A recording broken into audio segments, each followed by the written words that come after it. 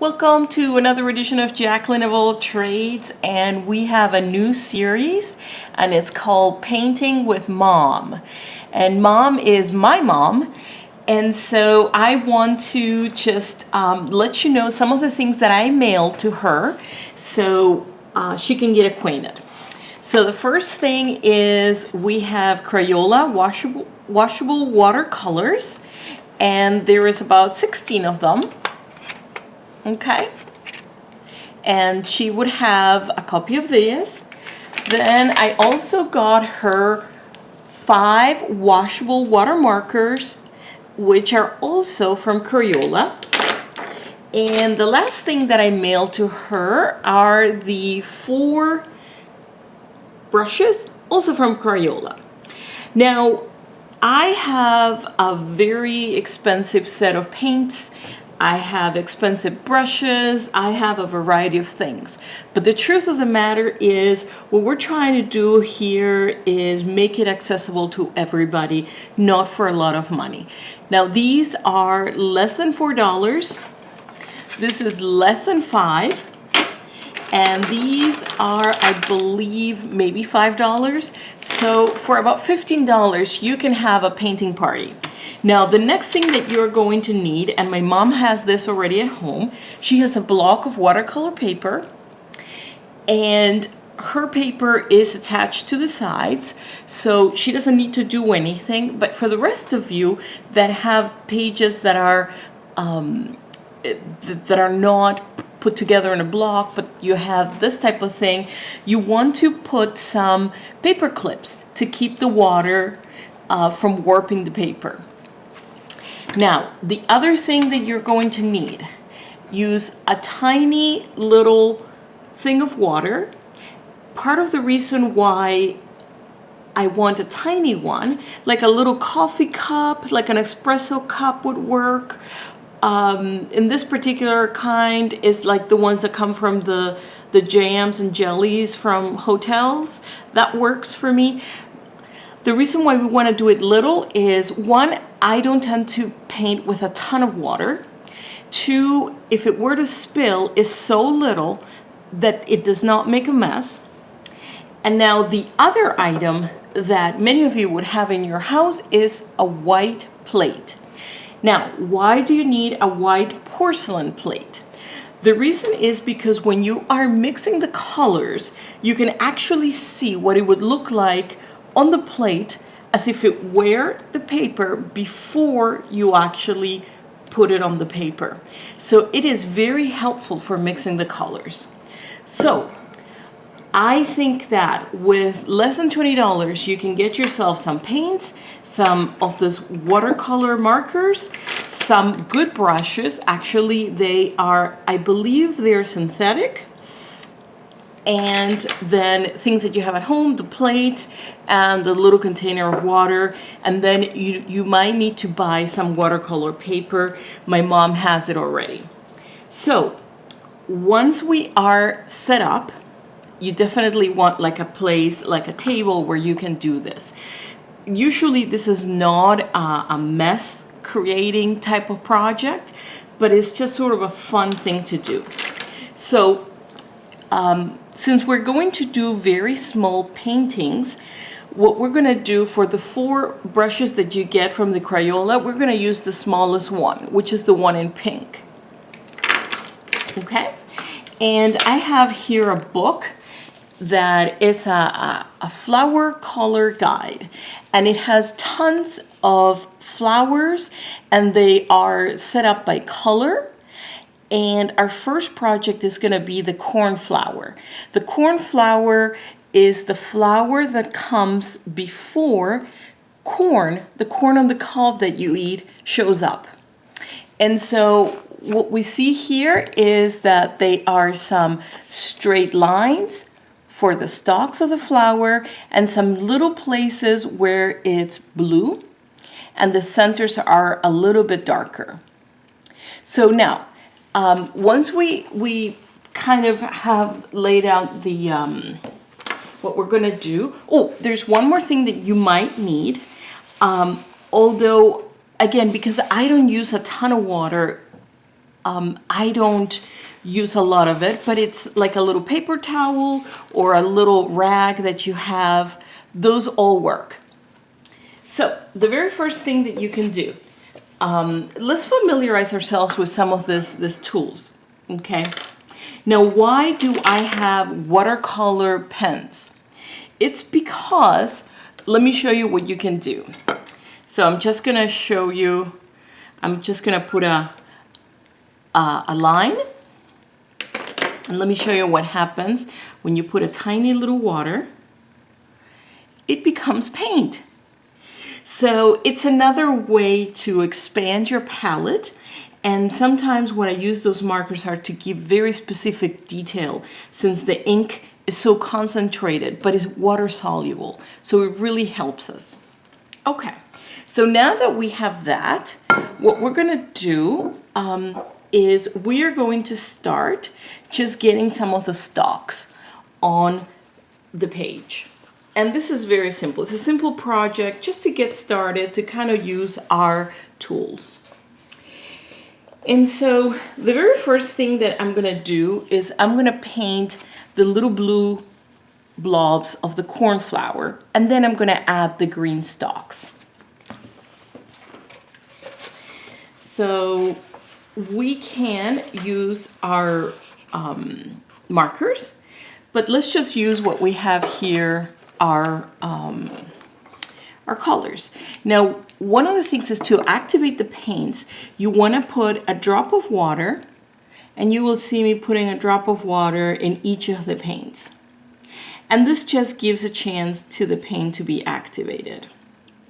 And even if you don't use all of the ones that are there, by just having them ready, it gives you a chance to have them available should you want to add certain colors.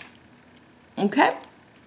Alrighty, so we're gonna go with the blue colors. So in this palette, there's two. There's like a light blue, kind of a sky color, which it looks like this. And then the other one, which is a darker blue, which is more along the lines of what the cornflower is. And so we wanna use the darker blue. And as I said, we're using the small paintbrush, which is the pink one, and fingers like that. Okay.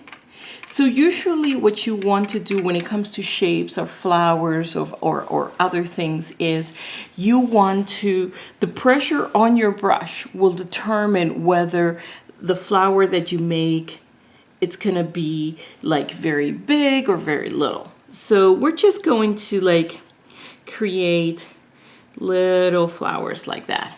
So basically the shape of the brush would be something like this. I'm just gonna show you. Okay, so we're gonna do a little less pressure, and so it becomes like a little tear shape. Okay, and so we're gonna start, we're gonna make a few of those, and we are just going to look at the guide to get an idea of what these flowers look like. And it doesn't have to be exact. What you want to do more than anything is just do something that is fun for you, that you are enjoying. Also, I want to make a point about the reason why I am not using expensive paints. It's because if we think about the origins of painting, when it came to people that were in the origins of art, you know, we were cave people at one point. We dwelled in caves, and we used to just paint, and we would paint with any kind of pigment we could find, and we would paint on a wall of rock. So the thing is to be if you are painting for fun and relaxation, it really doesn't have to be the most expensive paints, the most expensive brushes. You know, we're doing this for fun. So I hope that for those who are expecting me to create masterpieces, I hope you understand that that's not the goal of this video.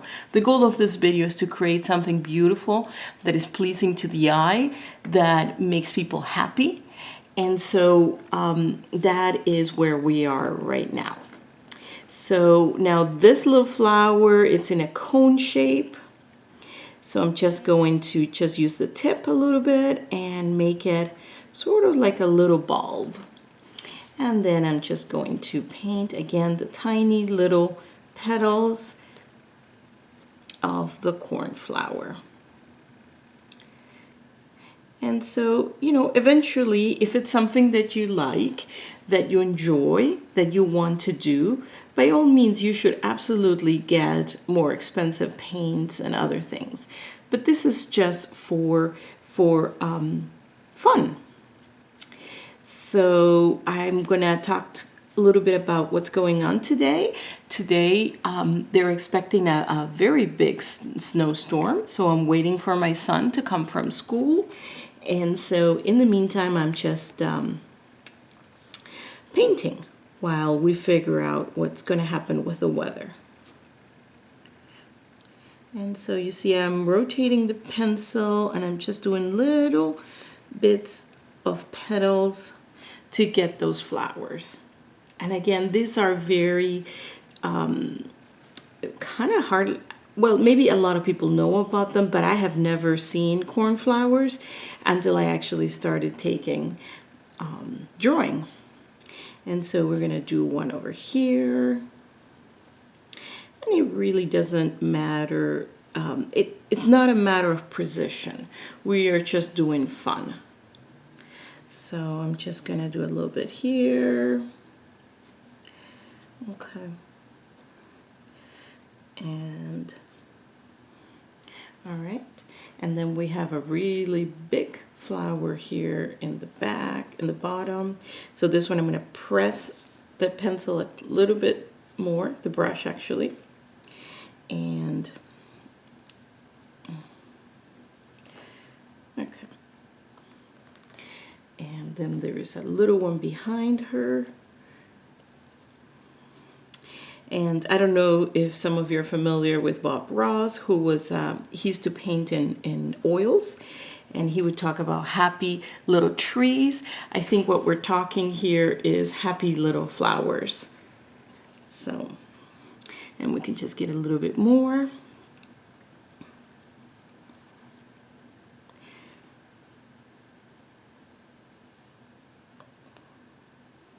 All right. And the next thing, and if you need, as I'm talking, if you need to see this faster, you can always adjust the speed on the video. You can make it faster or slower. You can mute me so you don't have to hear all of this. So, you know, make it work for you. Now, the next step that we're going to do, so now that we have the blue, is we're going to use a darker color. And here in the palette, we have this black color. And we're just going to darken the centers to give it a little bit of dimension to the flowers.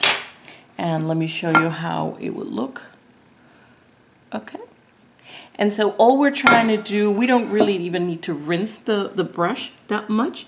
We're just trying to get like a little colors in the center, just a little dimension to the flowers.